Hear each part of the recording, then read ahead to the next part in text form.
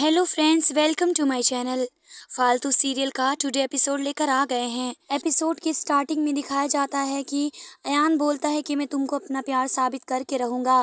फालतू बोलती है अगर प्यार होता तो आज हमारा रिश्ता इस मोड़ पर ना होता। और अयान जिद करता है कि जब तक तुम मुझे माफ़ नहीं करोगी मैं यहीं बारिश में खड़ा रहूँगा। तब फालतू भी अयान को उसके हाल पर छोड़कर अंदर चली जाती है।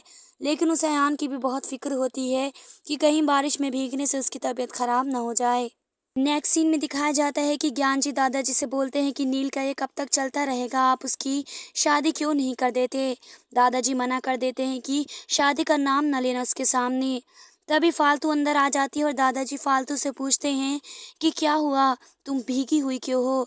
फालतू बता देती है कि अयान बाहर बारिश में खड़ा है और जिद कर रहा है। फालतू दादाजी से बोलती है कि मैं अयान के लिए चाय बना रही हूँ, आप उसे पिला देना और यहाँ से भेज देना। नेक्स्ट सीन में दिखाया जाता है कि अयान की माँ बोलती है कि अयान पता नहीं कहाँ चला गया और वह अयान को ढूंढने के लिए जाती है। तब सिड बोलता है कि वह फालतू को मनाने गया होगा और फालतू अयान भाई को कुछ नहीं होने देगी। वहीं दूसरी ओर फालतू सोचती है कि अयान अपनी जिद करता है और अयान के बारे में बहुत ज़्यादा फिक्र करती है कि अयान ने कुछ खाया भी होगा या नहीं।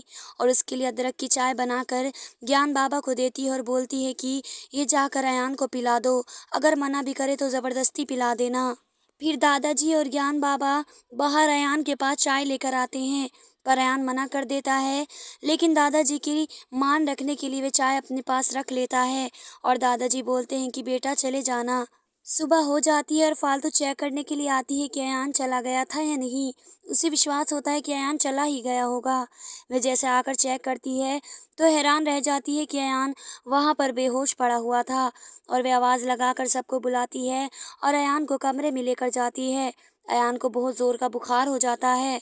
वहीं दूसरी ओर अयान की मॉम जब उठती हैं तो वे पूछती हैं कि अयान अभी तक घर आया, मगर वे मना कर देते हैं कि अभी तक अयान घर नहीं आया। तो उन्हें और ज़्यादा फिक्र होती है।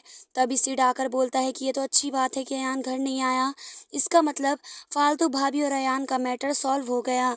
और वे बोलते हैं कि अयान को कॉल तो लगाओ। फालतू अयान को घर में ले आती है और वह अपने आप पर बहुत गुस्सा होती है कि जब अयान जिद कर रहा था घर में अंदर आने की तो मुझे आने देना चाहिए था, अब देखो मेरी वजह से क्या हो गया। तभी अयान के घर वालों की कॉल आ जाती है और फालतू मना करती है कि मैं नहीं बता सकती कि मेरी वजह से अयान की यह हालत है। और वे दादाजी से बोलती है कि आप ही बता दें उन्हें। और फिर दादाजी बता देते हैं कि अयान की तबीयत ज़्यादा अच्छी नहीं है, उन्हें बुखार हो रहा है और वे हमारे घर पर हैं। नेक्स्ट सीन में दिखाया जाता है कि फालतू अयान के पास होती है पर अयान बेहोशी में भी फालतू का नाम लेता है। तभी वहीं पर डॉक्टर आ जाते हैं और अयान को चेक करते हैं। वे अयान को चेक करके बोलते हैं कि इन्हें बहुत ज़ोर का बुखार है, हम इनकी कुछ रिपोर्ट्स लिख रहे हैं और टेस्ट करने के बाद ही बताएंगे कि इन्हें निमोनिया है या नहीं। तभी वहीं पर अयान के घर वाले आ जाते हैं और वह अयान के बारे में पूछते हैं कि अयान को हॉस्पिटल क्यों भर्ती नहीं कराया। फिर डॉक्टर बोलते हैं कि अभी ज़रूरत नहीं है, अभी मैंने टेस्ट लिखे हैं और सब कुछ इनकी बीवी को बता दिया है। तब अयान की मॉम बोलती हैं कि ये कोई इनकी बीवी नहीं है, इनकी तलाक होने जा रही है। फिर अयान की माँ फालतू पर इल्ज़ाम लगाती है कि इसकी की वजह से मेरे बेटे की यह हालत हुई है, इसी ने बारिश में भीगने के लिए खड़ा किया।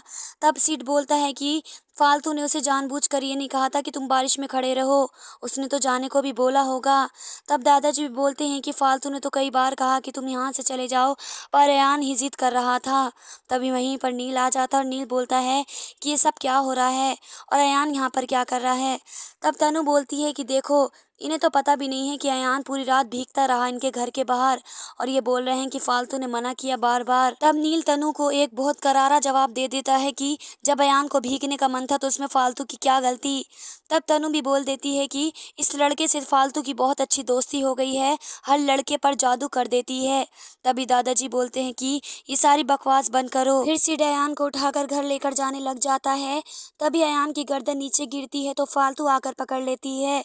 तब अयान की माँ फालतू से बोलती है कि तू मेरे बेटे की कुछ नहीं लगती है, उसके अपने हैं उसके पास, वैसे भी तुम डिवोर्स पेपर पर साइन कर चुकी हो तो मेरे बेटे से दूर हट जाओ, मैं तुम्हारा साया भी अपने बेटे पर नहीं पड़ने दूंगी। ये सब कहकर अयान की माँ चली जाती है। फिर दादाजी फालतू के पास आकर बोलते हैं कि बेटा सब ठीक हो जाएगा और फालतू बहुत रोती है। यहीं पर एपिसोड खत्म हो जाता है। धन्यवाद दोस्तों।